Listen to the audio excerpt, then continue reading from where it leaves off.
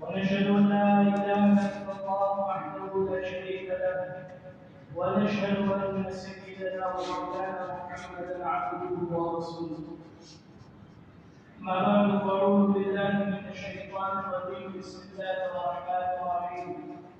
فقد قال الله تبارك وتعالى في كلامه المجيد والفرقان الحميد: ومن يطع الله ورسوله فقد فاز فوزا عظيما. وعن ابي هريره رضي الله تعالى عنه قال: ان رسول الله صلى الله عليه وسلم يقول: من اطاعني فقد اطاع الله ومن عصاني فقد عصى الله. رواه الامام البخاري رحمه الله تعالى. محترم حضرات، آج گنگاپور کی اس بستی میں اصلاح معاشرے کے تعلق سے یہ جلسہ اور ایک چھوٹی سی مجلس اور پروگرام کا انعقاد کیا گیا ہے۔ اصلاح معاشرہ کے تعلق سے آج ہر انسان کو ضرورت ہے کہ اپنے معاشرے کی اصلاح کی جائے۔ ہر بستی کو، ہر قوم کو، ہر برادری کو ضرورت ہے کہ اپنے معاشرے میں صلح پیدا کی جائے، اپنے معاشرے کو صحیح رخ اور نہج پر لایا جائے۔ صحیح رخ اور نہج کے لیے اللہ تبارک و تعالیٰ نے زمانۂ جاہلیت جب آپ علیہ السلام سے پہلے جہالت کا دور گزرا، ہر طرف ظلم و ستم، جہالت، بدبختی عام تھی، اس موقع پر اللہ تبارک و تعالیٰ نے فیصلہ فرمایا کہ آخری نبی کو بھیج کر حجت عام کر دی جائے اور آپ علیہ السلام کے ساتھ قرآن کریم کو اتار کر، آخری کلام کو اتار کر لوگوں کے پاس کو پہنچایا جائے اور آخرت تک، قیامت تک آنے والی امت کے لیے قرآن کریم میں وہ تمام احکامات بیان کر دیے جائیں، وہ تمام چیزیں بیان کر دی جائے کہ جس پر چلنے کے نتیجے میں اللہ تبارک و تعالی انسان کو دنیا اور آخرت میں کامیاب فرمائے۔ قرآن کریم میں صاف طور پر اللہ نے فرما دیا: وَمَن يُطِعِ اللَّهَ وَرَسُولَهُ فَقَدْ فَازَ فَوْزًا عَظِيمًا۔ اللہ کی مان کر، نبی کی مان کر جو چلے گا وہ کامیاب ہوگا۔ اس کے علاوہ اگر کسی راستے میں انسان کامیابی تلاش کرنا چاہتا ہے تو انسان ناکام رہے گا۔ اگر عارضی طور پر دنیاوی کامیابی مل گئی تو اخروی کامیابی اس کو نہیں مل سکتی۔ آج انسان یہ سمجھتا ہے کہ میں اپنا پیسہ لگا لوں، اپنے گھر کا ماحول صحیح کر لوں، عیش و عشرت کے سامان پیدا کر لوں، کامیابی مل جائے گی، سکون مل جائے گا۔ نہیں، سکون اسی وقت ملے گا جب انسان کا معاشرہ درست ہو۔ ہمیں خود کی فکر نہیں کرنی ہے۔ آپ علیہ السلام کو آخری نبی بنا کر بھیجا گیا، عالمی نبی بنا کر بھیجا گیا۔ آپ علیہ السلام سے پہلے چاہے تقریباً 1,24,000 انبیاء کرام علیہ السلام دنیا میں آئے ہیں، ہر نبی پر کوئی نہ کوئی صحیفہ اترا ہے، تورات، زبور، انجیل اتری ہیں، لیکن اللہ تبارک و تعالیٰ نے قرآن کریم کے ذریعے ان تمام کو منسوخ کر دیا اور قرآن کریم میں وہ تمام باتیں بیان فرما دی کہ جن پر چل کر آدمی اپنے معاشرے کو، اپنی زندگی کو ایک صحیح نہج پر لا سکتا۔ اسلام کا جو نظام ہے مکمل نظام حیات کے طریقوں کو بتاتا ہے۔ اسلام نے اور شریعت نے ہر چیز کو واضح طور پر بیان کیا ہے۔ ہر چیز کا طریقہ اسلام میں ملے گا، قرآن اور احادیث کے ہر چیز کا طریقہ ملے گا۔ اگر انسان اس طریقے کے مطابق زندگی گزارے گا تو انسان کو چین و سکون ملے گا، انسان دنیا میں کامیاب ہوگا، ساتھ میں اللہ تبارک و تعالیٰ اس کو آخرت میں کامیاب فرمائے گا۔ آج جدھر دیکھا جائے انسان پریشان ہے۔ انسان، کسی بھی انسان کو اٹھا کر اس سے پوچھا جائے، چاہے اس کا تعلق مذہب اسلام سے ہو کہ نہ ہو، خاص طور پر مذہب اسلام سے تعلق رکھنے والوں کو پوچھا جائے، ہر انسان پریشان نظر آئے گا۔ اس کی وجہ یہی ہے کہ اس نے صحیح طریقوں کو چھوڑا ہے، اصلاح کے طریقوں کو چھوڑ کر غیر اصلاحی نظام کو اپنایا ہے، جس کے نتیجے میں خود کی زندگی تباہ و برباد ہوتی ہے، ساتھ میں ہم سماج میں، ہمارے معاشرے میں ایسی چیزوں کو رواج کیے ہوئے ہیں جس کے نتیجے آج نکاح اور رخصتی کے موقع پر، ولیمے کے موقع پر اس مجلس کا انعقاد کیا گیا ہے، تو مناسب یہی سمجھتا ہوں کہ جو رسومات نکاح کے اندر، جو رواجات جن کا تعلق اسلام سے دور دور تک نہیں ہے، ان پر کچھ روشنی ڈالی جائے۔ آج ہم دیکھتے ہیں حضرت عائشہ رضی اللہ تعالیٰ عنہ کی روایت، مسند احمد میں اس کو ذکر کیا ہے۔ حضرت عائشہ رضی اللہ تعالیٰ عنہ فرماتی ہے کہ آپ علیہ السلام نے فرمایا ان اعظم النکاح طردا ایسره معونہ۔ آپ علیہ السلام نے فرمایا کہ سب سے بابرکت نکاح وہ ہے کہ جس میں خرچ ہو۔ آج ہم نے نکاح کو اتنا مشکل ترین بنا دیا ہے کہ اگر کوئی ایک بیٹی کا باپ نکاح کرنے کی سوچتا ہے،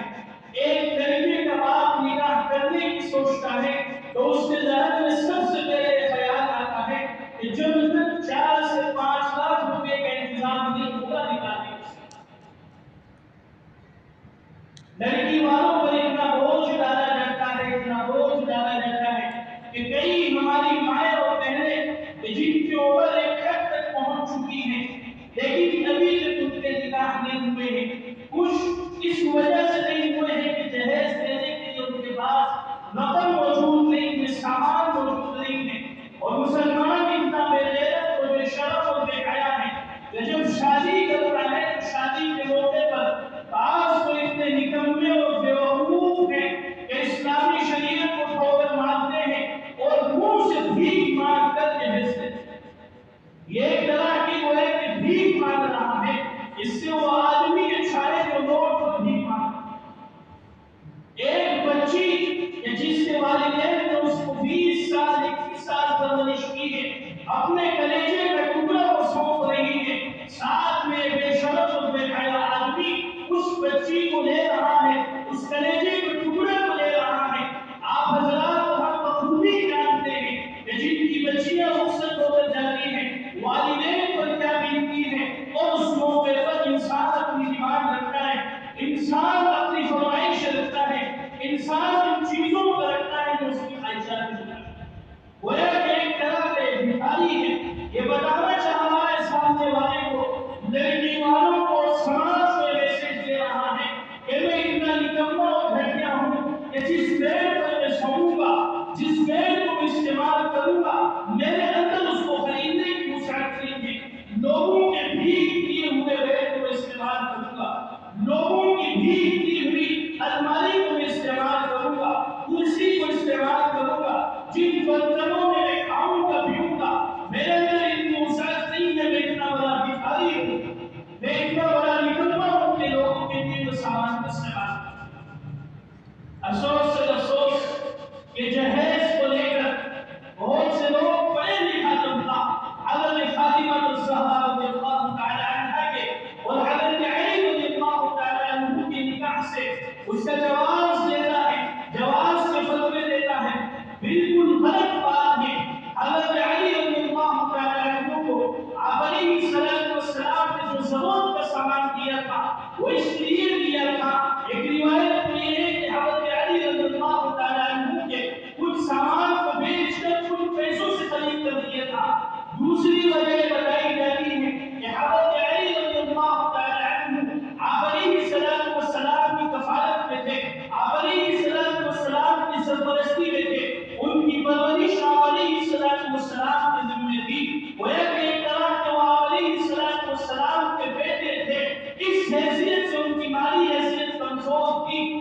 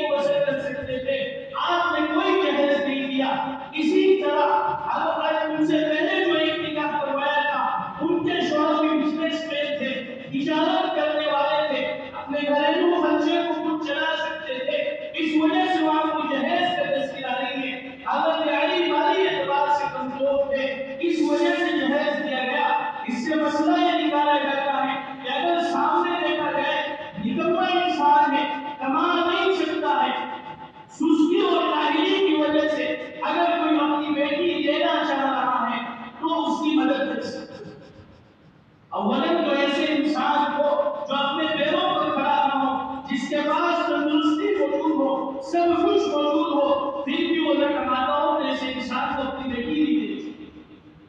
اگر میری اور کبھی حالات ایسے ہوئے کوئی اس قابل نہیں ہے کہ اب کما سکے تو اس بچی کا والد اپنی بچی کو دے سکتا ہے، لیکن شرط یہ ہے کہ وہ تمام سامان بچی کی ملکیت میں ہوگا، بچے کی اجازت کے بغیر کوئی کسی کا استعمال نہیں کر سکتا۔ لیکن ہمارے معاشرے میں ڈیمانڈ کی جا رہی ہے، بائک کی جا رہی ہے،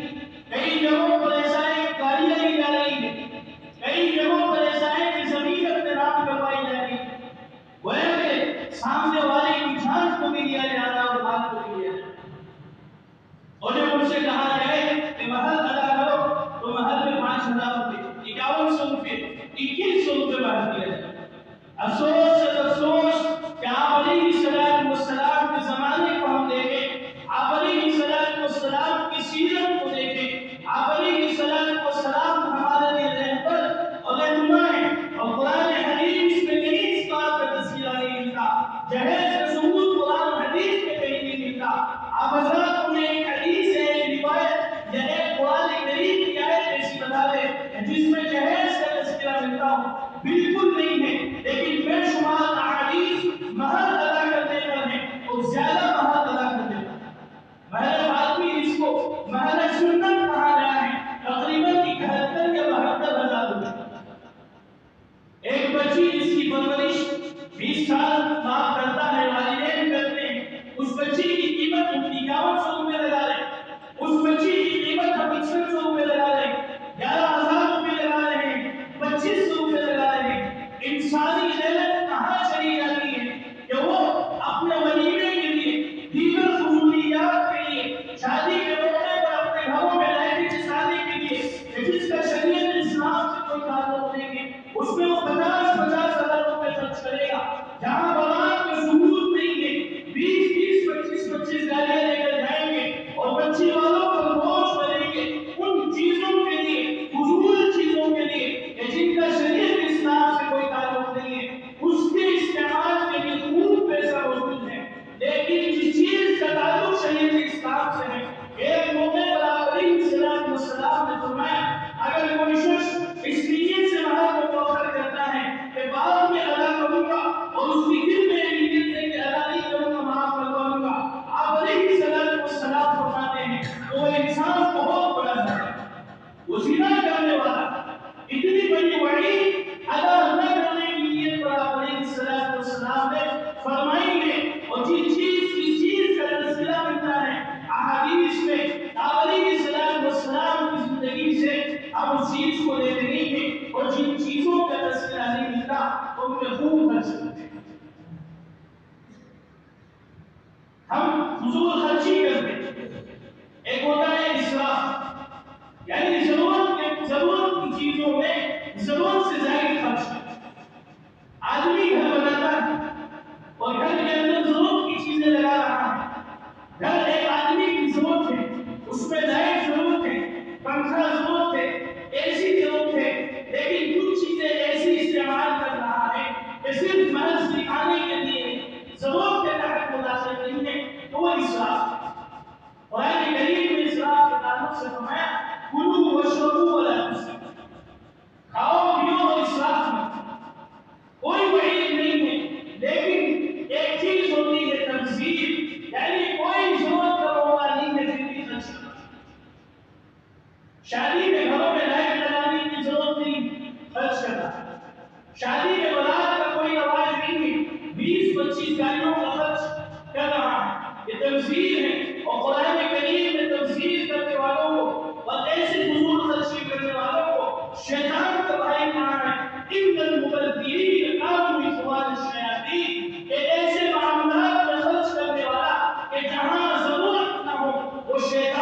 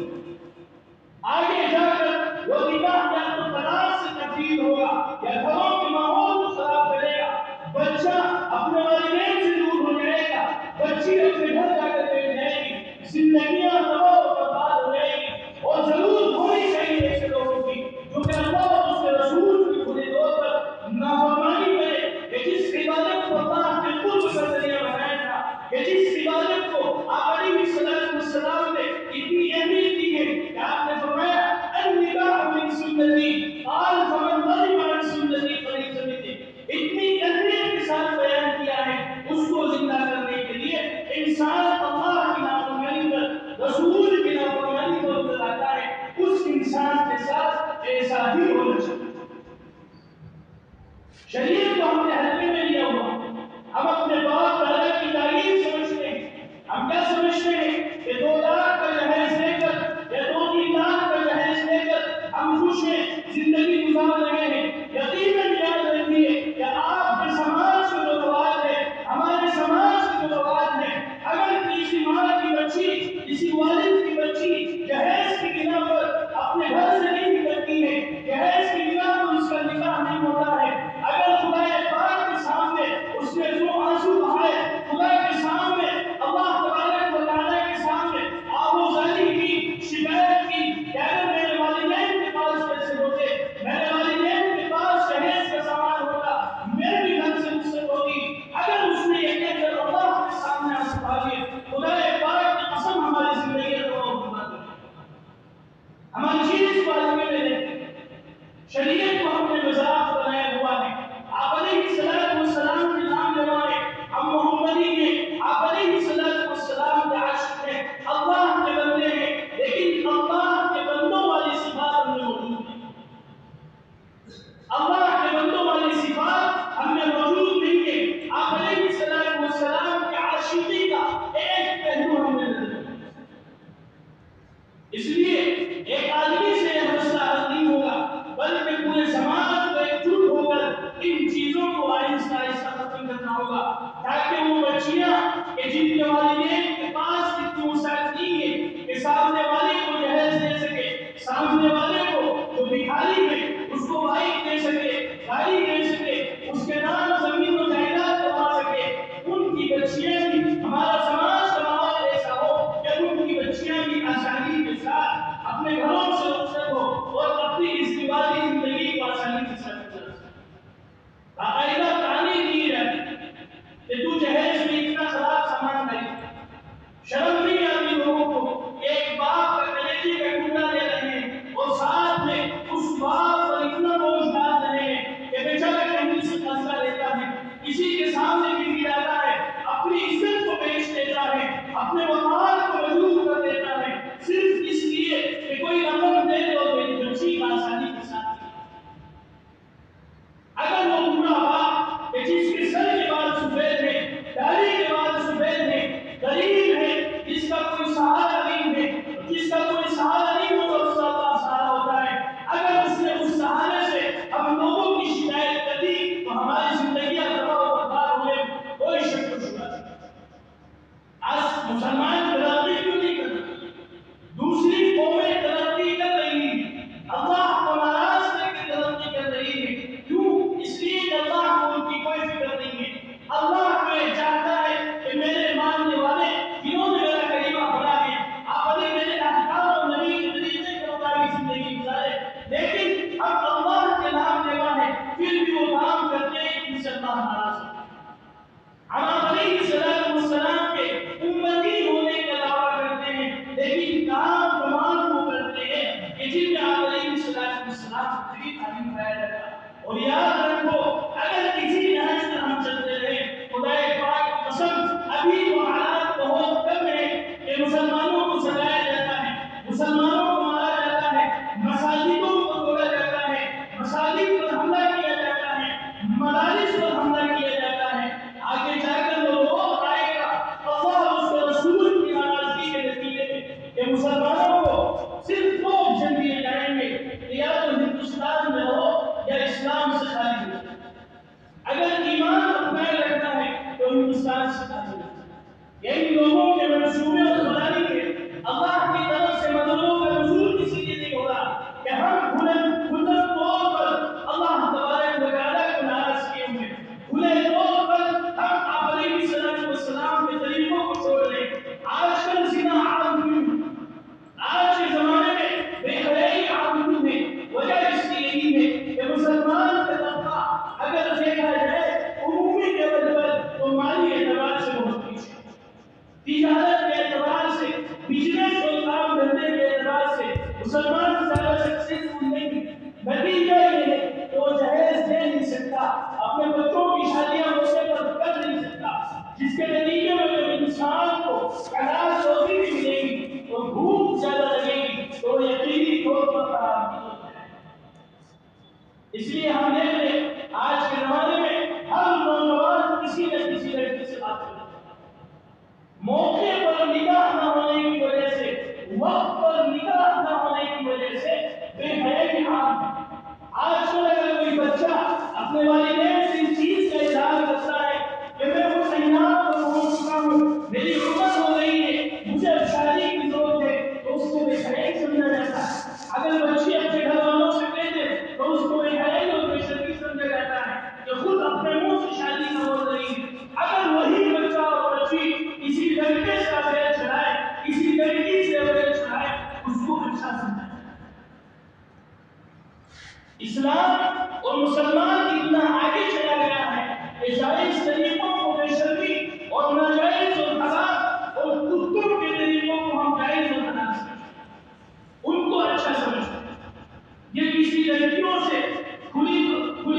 کسی لڑکیوں سے تعلقات قائم کرنا، ان سے ملنا یہ کتوں والا عمل،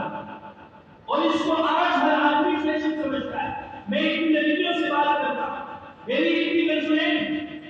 یہ اس وجہ سے ہے کہ ہم نے موقعوں پر بچوں کو صحیح راستہ نہیں دکھایا۔ والدین بالکل قصور ہیں کہ بچوں کی عمریں ہو جاتی ہیں اور اس طور پر رہتے ہیں کہ ابھی بچہ کمانے نہیں لگا ہے، بچہ اپنے پیروں پر نہیں کھڑا ہوا ہے، جب کھڑا ہو جائے گا ذمہ داریاں سمجھنے لگے گا تب اس کا نکاح۔ ارے بھی اللہ کے بندے، جب اس سے اوپر ذمہ داریاں آئیں گی اللہ تبارک و تعالیٰ خود بخود اس کو سمجھے گا۔ وقت کے ساتھ ساتھ انسان ذمہ داریوں کو سمجھنے والا بنتا ہے۔ جب انسان کو ذمہ داری آتی ہے خدا کی طرف سے یہ بھی نظام ہے کہ اللہ اس کو صحیح راہ دے گا۔ اس لیے بہت سے لوگ ہیں، بہت سی بے حیائی ہیں، بہت سے ہمارے معاشروں میں خرابیاں ہیں،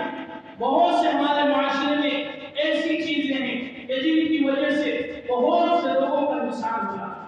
اگر مسلمانوں کو ترقی کرنی ہے اپنے معاشرے کو درست کرنا۔ نماز تو سب پر بہت سے طبقہ نماز پڑھ رہا ہے، ایمان سب کے پاس موجود ہے، بہت سے لوگ نماز پڑھ رہے ہیں، معاملات ان کے ٹھیک ہے، لیکن جہاں معاشرے کا مسئلہ آتا ہے بڑے بڑے پڑھے لکھے لوگ، دیندار لوگ ان کے قدم پیچھے ہٹتے ہیں اور رسم و رواج آگے بڑھتے ہیں۔ ایک آدمی 5 وقت کا نمازی دین کے ہر شعبے میں لگا ہوا ہے، لیکن جہاں پر گھروں میں شادیوں کا مسئلہ آیا یا اور کوئی معاشرے کی چیزیں آئے تو رسم و رواج کو مقدم رکھے گا، اللہ اور اس کے رسول کے طریقوں کو پیچھے ڈالے گا۔ اس لیے معاشرے کو درست کرنا بہت ضروری ہے۔ اگر معاشرہ درست کر کے ہم چلیں گے تو ہمارے سماج کا، ہمارے قوم کا، ہماری برادری کا، ہمارے گاؤں اور شہر کا، ضلع کا، بلکہ پوری مسلم قوم کا اگر یہ عہد کرتے ہیں کہ معاشرہ صحیح ہو تو پوری مسلم قوم اور سماج کا ایک صحیح راستہ اختیار ہوگا اور اللہ تبارک و تعالیٰ مسلم سماج کو ترقی عطا فرمائے۔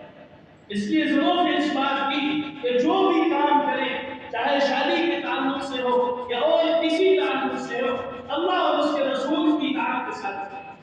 اللہ اور اس کے رسول کی اطاعت کے ساتھ کریں گے، اللہ کی طرف سے مدد آئے گی، اللہ کی طرف سے مددوں کا نزول ہوگا، وہ کام انسان کے لیے آسان ہو جائے گا۔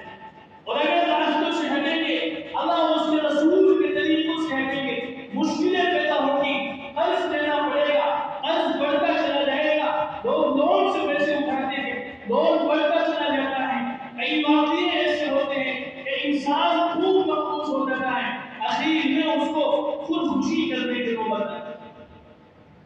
کیوں آئی؟ اس لیے کہ راستہ غلط اختیار کیا ہے، اور جب انسان راستہ غلط اختیار کرے گا منزل مقصود پر، صحیح منزل پر کبھی نہیں پہنچ سکتا، اور جب راستہ صحیح اختیار کرے گا اللہ تبارک و تعالیٰ ضرور اس کو منزل مقصود تک پہنچائے۔